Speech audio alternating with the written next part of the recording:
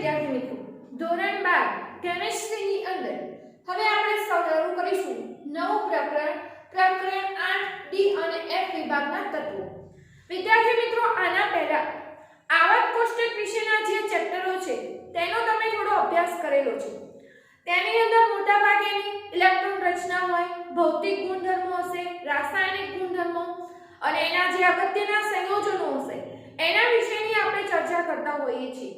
ધોરણ 11 ની અંદર આપણે બે વિભાગ આવર્ત કોષ્ટકના અભ્યાસ કર્યો છે, એસ વિભાગ અને પી વિભાગ. અને એ જ રીતે ધોરણ 12 માં આપણે પી વિભાગના તત્વો, કારણ કે પી વિભાગના અમુક સમૂહ આપણે ધોરણ 11 માં ભણીએ છીએ અને અમુક સમૂહ હશે એ આપણે અહીંયા ધોરણ 12 માં અભ્યાસ કરીશું. તો આવર્ત કોષ્ટકના જે ચાર વિભાગ તેમાંથી જે છેલ્લા બે વિભાગ ડી અને એફ વિભાગના તત્વો તેનો અભ્યાસ આપણે ધોરણ 12 ના પ્રકરણ 8 માં આપણે કરવાનો રહેશે. એ પહેલા થોડા બેઝિક માહિતી આપણે મેળવી લઈએ કે જે આવર્ત કોષ્ટકનું વર્ગીકરણ હતું. આવર્ત કોષ્ટકના જે વિભાગ પાડ્યા હતા આપણે ધોરણ 11 માં અભ્યાસ કરેલો છે, એમ છતાં ફરીથી એકવાર એને યાદ કરી લઈએ કે આવર્ત કોષ્ટકના ટોટલ 4 વિભાગ હતા. એસ વિભાગ, પી વિભાગ, ડી વિભાગ અને એફ વિભાગ. અને આ જે 4 વિભાગ આપણે આવર્ત કોષ્ટકના પાડેલા છે તે આપણે પાડ્યા હતા જે બાહ્યતમ કક્ષામાં છેલ્લો ઇલેક્ટ્રોન જે કક્ષકમાં ભરાતો હોય, એટલે કે છેલ્લો ઇલેક્ટ્રોન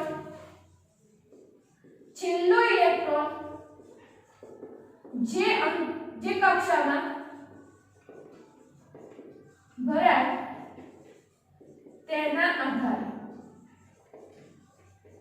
એટલે આવર્ત કોષ્ટકનું જે વર્ગીકરણ કર્યું, જે વિભાગ પાડેલા છે તે આપણે છેલ્લો ઇલેક્ટ્રોન જે હશે જે કક્ષામાં ભરાતો હોય એના આધારે આપણે વર્ગીકરણ કરતા હતા.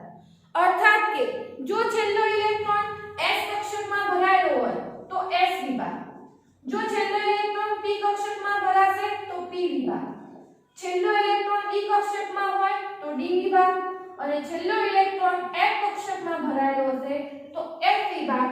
આ રીતે આપણે આવર્ત કોષ્ટકનું વર્ગીકરણ કરેલું હતું. તેની અંદર જો વાત કરીએ તો આપણે જાણીએ છીએ એ પ્રમાણે આવર્ત કોષ્ટકની અંદર ટોટલ આપણે 18 સમૂહને પ્રમાણે વિભાજિત કરેલું છે. તો એમાં આપણે જોઈએ તો આવર્ત કોષ્ટકનું આ જે કહીએ એક આપણને ચિત્ર જે કહીએ મગજમાં ક્લિયર હોવું જોઈએ કે આપણે આવર્ત કોષ્ટકમાં આ રીતે હંમેશા દર્શાવતા હોઈએ છીએ. આ બાજુ જે લેતા હોઈએ છીએ અહીંયા આવે છે S વિભાગ અને S વિભાગમાં સમૂહ 1 અને સમૂહ 2 નો સમાવેશ થાય છે. પછી આપણે વચ્ચેના ભાગમાં લઈએ છીએ એ આવતો હશે D વિભાગ આ રીતે, અને આ બાજુ આપણે જે લઈએ છીએ તે આપણે કીધેલો તો P વિભાગ. જમણી બાજુ, ડાબી બાજુ અને અહીંયા નીચેના બાજુમાં કહીએ તો નીચેના બાજુ આવશે F વિભાગ. એટલે આવર્ત કોષ્ટકમાં આપણે વિભાજિત કરીએ તો S વિભાગ, P વિભાગ, D વિભાગ અને F વિભાગ આ રીતે આપણે એને વર્ગીકૃત કરેલું હતું. એની અંદર જોઈએ તો S વિભાગમાં S કક્ષકમાં છેલ્લો ઇલેક્ટ્રોન ભરાશે. S કક્ષકની સંખ્યા એક જ હતી, એટલે એક કક્ષકમાં 2 ઇલેક્ટ્રોન રહેતા હોય તો એ પ્રમાણે અહીંયા ટોટલ 2 સમૂહ આવશે, 1 થી 2. પછી વાત આવશે P વિભાગ. P વિભાગ તો P કક્ષકોની સંખ્યા કહીએ તો P કક્ષકોની સંખ્યા 3 હતી, px, py અને pz કહેતા હતા. તો 3 કક્ષક તો 3 ગુણ્યા 6 ઇલેક્ટ્રોન ગોઠવાતા હોય તો જે 13 થી માંડી અને 18 સુધીના સમૂહ હતા, 13, 14, 15, 16, 17, 18 આ 13 થી 18 સમૂહ હશે એને આપણે P વિભાગમાં મૂકેલો છે. અને P વિભાગમાં છેલ્લો ઇલેક્ટ્રોન જે હશે એ ઉમેરાતો હશે P કક્ષકમાં. એટલે કે જ્યારે છેલ્લો ઇલેક્ટ્રોન P કક્ષકમાં ભરાતો હોય તો એ P વિભાગનું તત્વ ગણવામાં આવતું. અને એ જ રીતે સમૂહ 3 થી 12 સુધીના કહીએ તો 3 થી 12 સુધીના આપણે જો સમૂહ કહીએ તો 3 થી 12 સુધીના સમૂહ D વિભાગમાં હશે. ટોટલ 10 સમૂહ હશે 3 થી 12 સુધીના. કારણ કે આપણે જાણીએ છીએ D કક્ષકની સંખ્યા 5 હતી અને D કક્ષકની સંખ્યા 5 તો 5 દુના ટોટલ 10 ઇલેક્ટ્રોન ભરાતા હશે. તો અહીંયા 3 થી 12 સુધીમાં સમૂહ 3 થી 12 સુધીના ડી વિભાગના તત્વોનો સમાવેશ થતો હશે અને છેલ્લે જે એફ વિભાગના તત્વો કહીએ એની અંદર પણ કહીએ તો સમૂહ તો એનો કેવો હશે તો 3 થી 12 જ આવશે.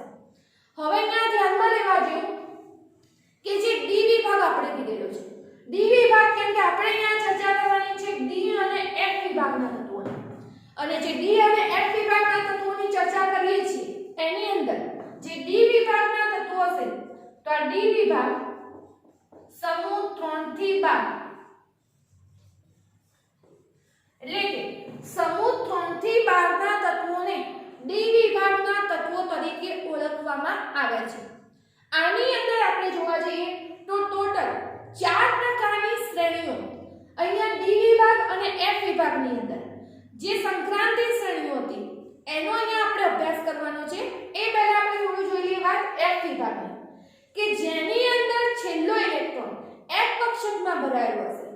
એફ કક્ષકમાં ભરાતો હતો એટલે કે 4f કક્ષકમાં અને 5f કક્ષકમાં આ રીતે ઇલેક્ટ્રોન ભરાતો હશે 4f અને 5f કક્ષકમાં તો એ f વિભાગનું તત્વ કહેવામાં આવતું હશે.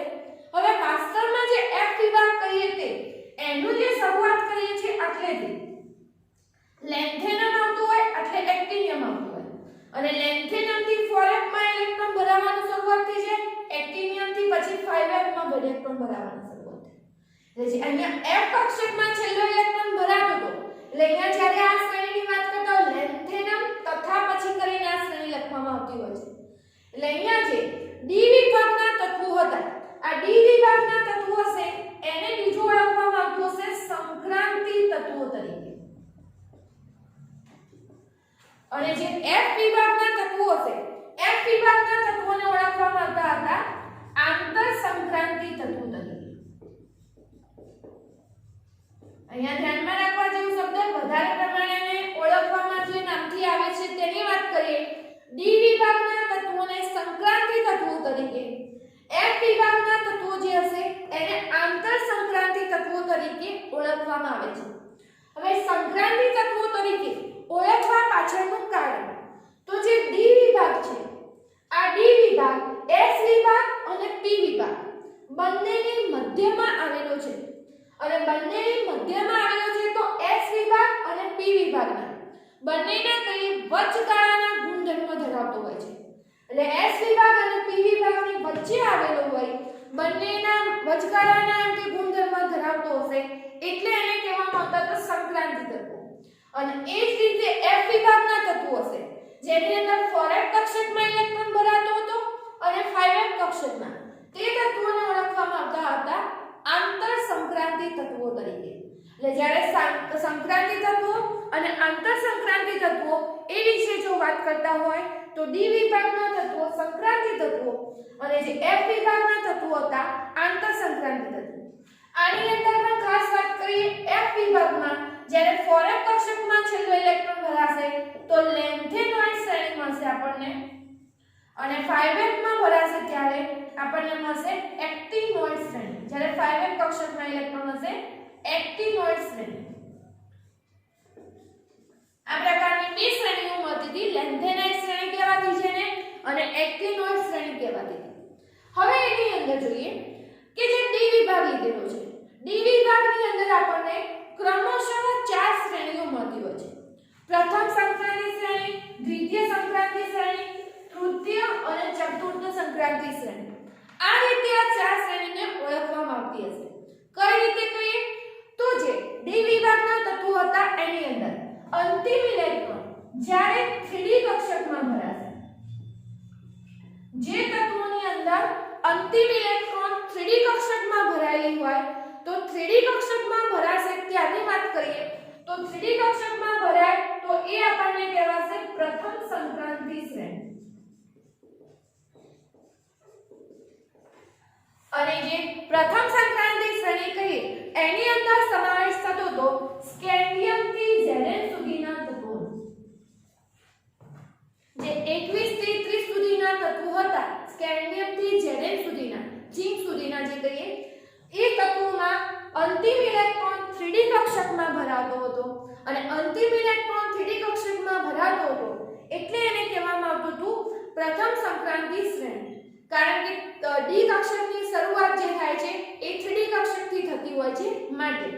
પછી જ્યારે અંતિમ ઇલેક્ટ્રોન ડી કક્ષકમાં તો ખરી પણ કઈ કક્ષકમાં? 4D કક્ષકમાં ભરાશે. 4D કક્ષકમાં ભરાતું હતું તો એને કહેવામાં આવતી હતી દ્વિતીય સંક્રાંતિ શ્રેણી. દ્વિતીય સંક્રાંતિ શ્રેણી જેની અંદર યટરબિયમથી કેડમિયમ સુધીના જે તત્વો હતા તેનો સમાવેશ થતો હતો. પછીની વાત કરીએ, જો અંતિમ ઇલેક્ટ્રોન એ 5D કક્ષકમાં ભરાયેલો હોય, 5D કક્ષકમાં જો ભરાશે અંતિમ ઇલેક્ટ્રોન તો તે કહેવામાં આવશે તૃતીય સંક્રાંતિ શ્રેણી. તૃતીય સંક્રાંતિ શ્રેણી. અને 5D કક્ષકમાં ભરાશે ઇલેક્ટ્રોન ત્યારે લેન્થેનમ તથા હાફનિયમથી માંડી અને મર્ક્યુરિયમ સુધીના તત્વો આવશે. અને જ્યારે ઇલેક્ટ્રોન 6D કક્ષકમાં ભરાશે તો તેને કહેવામાં આવતી હતી ચતુર્થ સંક્રાંતિ શ્રેણી. ચતુર્થ સંક્રાંતિ શ્રેણી. આની અંદર એક્ટિનિયમ તથા રુથરફોર્ડિયમથી કોપરનિશિયમ, સિયન કોપરનિશિયમની સંખ્યા છે ત્યાં સુધીના તત્વોનો સમાવેશ કરવામાં આવશે. હવે અહીંયાની અંદર આપણે ટોટલ પ્રથમ, દ્વિતીય, તૃતીય અને ચતુર્થ સંક્રાંતિ શ્રેણી આ રીતે એની અંદર અભ્યાસ કરીએ છીએ. હવે 4D, 5D અને 6D કક્ષક. આની અંદર ડી કક્ષકમાં પણ ઇલેક્ટ્રોન ભરાયેલો હશે અને અંતિમ ઇલેક્ટ્રોન જે કહીએ હવે ખરેખર શરૂઆત કેવી થશે? લેન્થેનમ, એટલે લેન્થેનમ આટલે આવશે અને પછી ત્યાં તત્વો કેટલેથી લેવાના? હાફનિયમથી માંડી અને પછી આવતા હશે મર્ક્યુરિયમ સુધીના. તો આ જે આખી શ્રેણી હતી લેન્થેનાઇટ F વિભાગનું તત્વ કહેવાતું. પણ આ સિવાયના અહીંયા રહેલા જે બધા તત્વો હશે એ કહેવાશે ડી વિભાગના તત્વો. એ જ રીતે અહીંયા એક્ટિનિયમ તથા અહીંયાથી આપણે કહીએ તો અહીંયાથી એક્ટિનિયમ અને આટલેથી તત્વ લેશું તે આવશે રુથરફોર્ડિયમથી કોપરનિશિયમ સુધીના. તો આ તત્વો આવશે F વિભાગના તત્વો. પરંતુ અહીંયા જે રહેલા હશે તત્વો એ કઈ સંક્રાંતિ શ્રેણી કહેવાશે? તો એ ઓળખાશે આપણે અહીંયા ચતુર્થ સંક્રાંતિ શ્રેણી તરીકે. એટલે અહીંયા ડી વિભાગના તત્વોની અંદર ટોટલ 4 સંક્રાંતિ શ્રેણી મળતી હતી. પ્રથમ સંક્રાંતિ શ્રેણી, દ્વિતીય સંક્રાંતિ શ્રેણી, તૃતીય અને ચતુર્થ સંક્રાંતિ શ્રેણી. ડી વિભાગના તત્વો માટે બીજું કેવું હોય તો એની સામાન્ય ઇલેક્ટ્રોન રચના.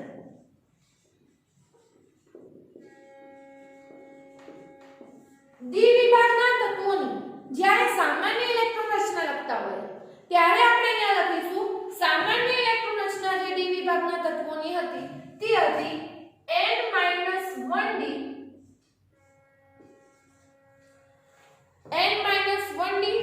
અને ડી કક્ષકમાં 1 થી 10 સુધીના તત્વો રહેતા અને ns જેની અંદર s કક્ષકમાં 1 થી 2 સુધીના તત્વો. કારણ કે s કક્ષકમાં 2 ઇલેક્ટ્રોન લઈ શકે છે. એટલે અહીંયા દાખલા તરીકે આપણે વાત કરીએ ns એટલે કે પ્રથમ સંક્રાંતિ શ્રેણી માટે આપણે વાત કરતા હોઈએ તો આની અંદર ns જે કહીએ મુખ્ય ક્વોન્ટમમાં જે કહીએ 4s હશે. અહીંયા મુખ્ય ક્વોન્ટમમાં 4s તો અહીંયા જે ડી કક્ષક આવશે કે આવશે 3d આવશે. અહીંયા 5s હશે, અહીંયા 5s હશે તો એનાથી એક ઓછો એટલે કઈ આવશે 4d આવશે. પછી અહીંયા 6s હશે તો 5d, 7s હશે તો 6d.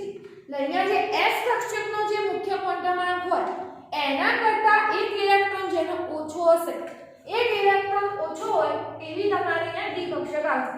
સિમ્પલ તમે સ્કેન્ડિયમ વિશે આપણે ઇલેક્ટ્રોન રચના જાણીએ છીએ.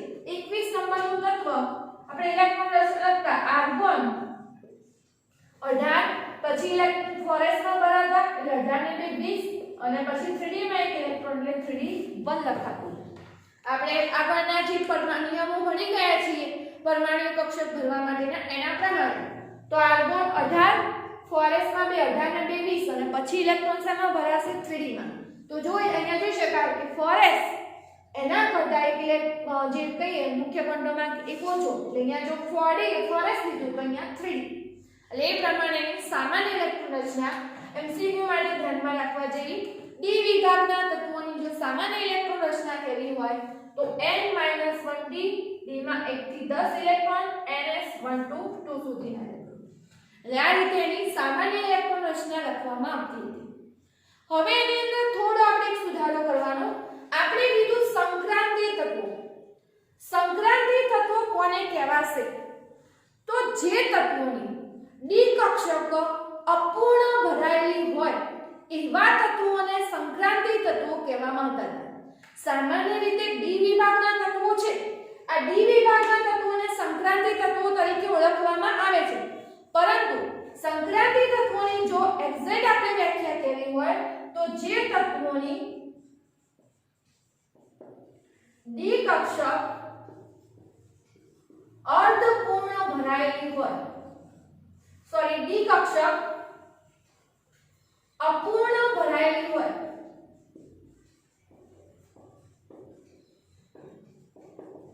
તેવા તત્વોને સંક્રાંતિ તત્વો કહેવામાં આવતા હતા.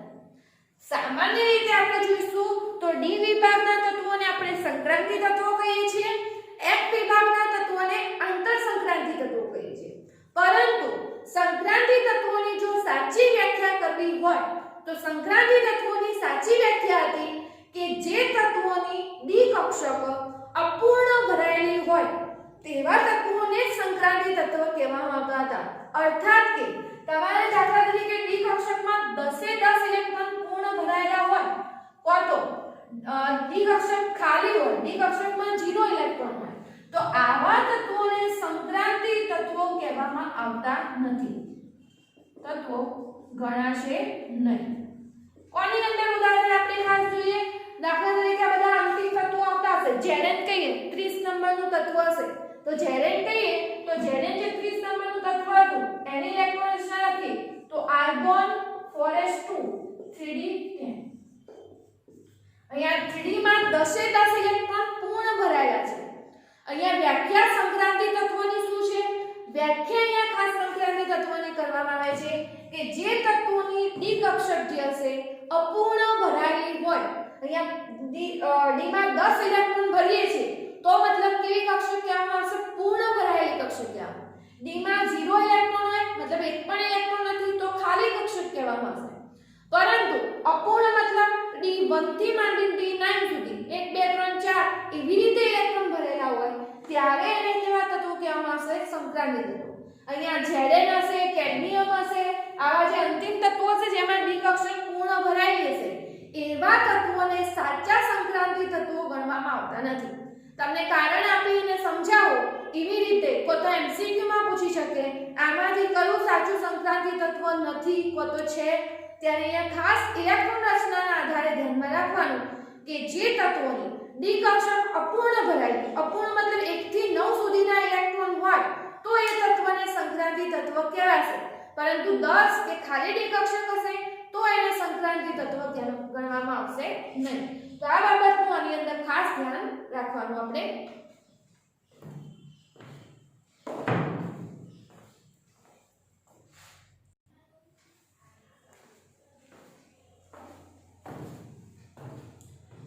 અત્યાર સુધી ચર્ચા કરી તેમાંથી જો યાદ રાખવાની બાબતો આપણે કહીએ તો યાદ રાખવાની બાબતો અહીંયા થશે. જે ડી વિભાગ હશે, ડી વિભાગ સમૂહ 3 થી 12 ના તત્વો ધરાવે છે જે આપણે જોઈ લીધું. આવર્ત કોષ્ટકના મધ્ય ભાગમાં હશે અને આવર્ત કોષ્ટકના મધ્ય ભાગમાં 3 થી 12 સુધીના સમૂહના તત્વો ડી વિભાગના તત્વો તરીકે ઓળખાતા આવા ટોટલ 10 સમૂહનો એની અંદર સમાવેશ થશે. બીજું, ડી વિભાગના તત્વોને સંક્રાંતિ તત્વો તરીકે ઓળખવામાં આવે છે. એફ વિભાગના તત્વોને આંતર સંક્રાંતિ તત્વો તરીકે. અને આની અંદર સંક્રાંતિ તત્વો તરીકે ઓળખવા પાછળનું કારણ કહીએ તો એસ વિભાગ અને પી વિભાગની મધ્યમાં આવેલ હોય તેને સંક્રાંતિ તત્વો તરીકે ઓળખવામાં આવશે. પછી આની અંદર ખાસ ધ્યાનમાં રાખવા જેવી કે ડી વિભાગની અંદર સમૂહ 12 માં એટલે કે જે અંતિમ સમૂહ હશે એના જે છેડે આવતા તત્વો હશે ઝિંક, કેડમિયમ અને મર્ક્યુરી. આની અંદર જે જોવા જઈએ તો અહીંયા 3d10 પૂરી ભરાયેલી હશે, અહીંયા 4d10 પૂરી ભરાયેલી હશે, અહીંયા 5d10. અમુક અનુક્રમે કે 3d 4d અને 5d શ્રેણી જે હતી કક્ષકો જે ભરાતી એના અંતિમ તત્વો. તો સમૂહ 12 ના જે અંતિમ તત્વો મતલબ કે ડી વિભાગમાં જે છેલ્લા તત્વો આવતા હશે ઝિંક, કેડમિયમ, મર્ક્યુરી આ છેડે આવેલા જે તત્વો હતા એ તમારે ડી કક્ષક પૂર્ણ ભરાયેલી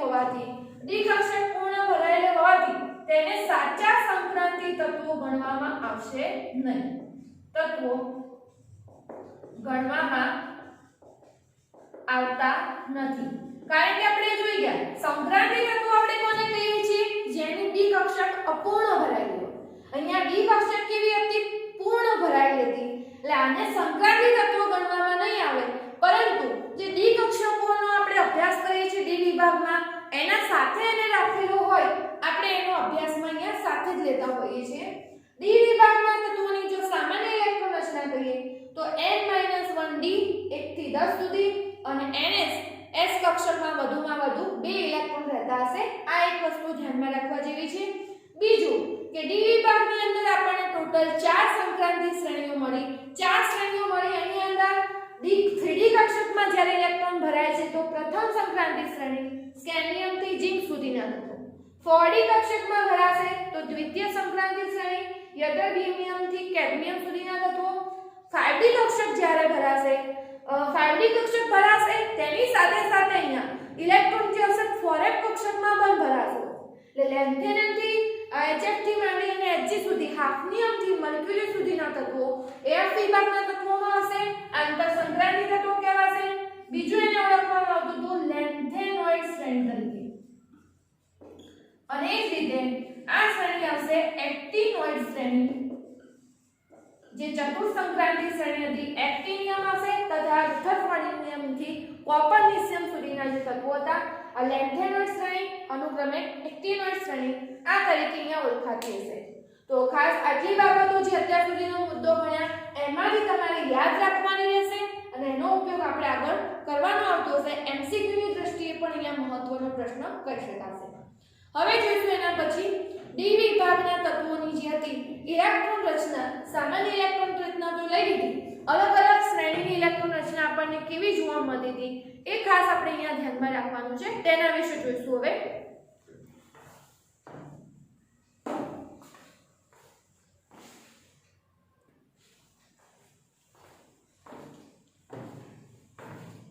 હવે વાત કરીએ ડી વિભાગના તત્વોની ઇલેક્ટ્રોનીય રચના વિશે. ડી વિભાગના તત્વોની ઇલેક્ટ્રોનીય રચના. હવે જે ડી વિભાગના તત્વોની ઇલેક્ટ્રોનીય રચના જોઈએ છે એની અંદર પ્રથમ સંક્રાંતિ શ્રેણીના તત્વોની ઇલેક્ટ્રોન રચના આપણે લઈશું. હવે અહીંયા ધ્યાનમાં રાખવા જેવી ખાસ વસ્તુ કે જે પ્રથમ સંક્રાંતિ શ્રેણીના તત્વોની ઇલેક્ટ્રોનની રચના હશે તે આના પછીનું જે ચેપ્ટર કહીએ એની અંદર પણ આપણને સંક્રાંતિ તત્વોના જે આધારે સંકીર્ણ સંયોજનોનો આપણે અભ્યાસ કરવાનો છે જેને સવર્ગ સંયોજનો તરીકે પણ ઓળખવામાં આવે છે. તેની અંદર આ 21 થી 30 સુધીના તત્વોની જે ઇલેક્ટ્રોનની રચના છે એ ખાસ આપણને મદદરૂપ થશે. એટલે એના જે પ્રશ્નો સોલ્વ કરવા છે એના માટે આ ઇલેક્ટ્રોનની રચના તમને કમ્પલસરી મોઢે આવડતી હોવી જોઈએ કારણ કે ઘણા બધા એની અંદર મુદ્દા એવા છે કે જે તમે ઇલેક્ટ્રોન રચના જાણતા હો તો જ તમે સોલ્વ કરી શકો છો. એટલે પછી દ્વિતીય તૃતીય ચતુર્થ સંક્રાંતિ શ્રેણી એકવાર તમને એના નામથી જ પરિચિત હો કમ્પ્લીટ ના આવડતી હોય પરંતુ તો પણ પ્રથમ સંક્રાંતિ શ્રેણી તો તમને કમ્પ્લીટ આવડવી જ જોઈશે. તો અહીંયા પ્રથમ સંક્રાંતિ શ્રેણીના ઇલેક્ટ્રોન રચનાની વાત કરીએ તો પ્રથમ આપણે લખીશું પરમાણુ ક્રમાંક, સંજ્ઞા તત્વની, તત્વનું નામ અને અહીંયા આવશે ઇલેક્ટ્રોન રચના. તો પહેલા તો દરેકને 21 થી 30 સુધીના જે નામ કહીએ એ કમ્પ્લીટ મોઢે આવડતા હોવા જોઈએ. પરમાણુ ક્રમાંક 21 તત્વ આવશે સ્કેન્ડિયમ, 22 ટિટેનિયમ, 23 વેનેડિયમ, 24 આવશે ક્રોમિયમ, 25 આવશે Mn મેંગેનીઝ, 26 આવશે Fe, 27 આવશે કોબાલ્ટ, 28 આવશે નિકલ, 29 આવશે કોપર અને 30 નંબરનું તત્વ ઝિંક. એટલે આ રીતે 21 થી 30 સુધીના તત્વો 21 નંબરનું તત્વ સ્કેન્ડિયમ,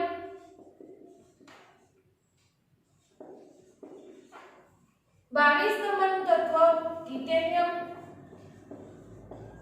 23 નંબરનું તત્વ વેનેડિયમ, આ જ રીતે 24 નંબરનું જે તત્વ કહીએ 24 નંબરનું તત્વ આવશે ક્રોમિયમ, 25 નંબરનું તત્વ મેંગેનીઝ, 26 નંબરે આવશે આયર્ન, 27 નંબરે કોબાલ્ટ, 28 નંબરે નિકલ, કોપર 29 અને 30 નંબરે આવશે અહીંયા ઝિંક. એટલે આ રીતે આપણે અહીંયા તત્વોના જે નામ કહીએ તે આપણે ધ્યાનમાં રાખવાના. હવે ઇલેક્ટ્રોન રચના આપણે 20 નંબરે કેલ્શિયમ સુધીની જો ઇલેક્ટ્રોન રચના કહી તો 20 નંબરે કેલ્શિયમની ઇલેક્ટ્રોન રચના આ રીતે લખતા હતા આર્ગોન. હવે આની અંદર આર્ગોન આવશે 18 અને ફોરેસ્ટમાં 2 ઇલેક્ટ્રોન ભરી દેતા હતા એટલે ફોરેસ્ટ 2 18 ને 2 શું થતું હતું 20 ઇલેક્ટ્રોન. અને આ સુધી 20 નંબરનું કેલ્શિયમ તત્વ લઈએ છીએ ત્યાં સુધી ફોરેસ્ટ કક્ષક તો કમ્પ્લીટ ભરાઈ ગઈ હશે. હવે ઇલેક્ટ્રોન ફોરેસ્ટ કક્ષક પછી આપણે જે ઊર્જા સ્તરના ક્રમને કહેતા હતા તો ફોરેસ્ટ પછી કક્ષક આવતી હતી 3D કક્ષક. એટલે કે 3D કક્ષકમાં આપણે અહીંયા ઇલેક્ટ્રોન ઉમેરવાના રહેશે. તો અહીંયા સ્કેન્ડિયમની ઇલેક્ટ્રોન રચના લખવી હોય તો આર્ગોન 3D માં એક ઇલેક્ટ્રોન અને ફોરેસ્ટમાં તો 2 ઇલેક્ટ્રોન હતા 18 અને 20 અને 21. 3D માં આપણે ત્યાં સુધી ઇલેક્ટ્રોન 10 ઇલેક્ટ્રોન પૂર્ણ નહીં ભરાઈ જાય ત્યાં સુધી આપણે ઇલેક્ટ્રોન ઉમેરી શકતા હોઈશું. એટલે આ રીતે આની અંદર આપણે ઇલેક્ટ્રોન રચના લખવાની આવતી હશે.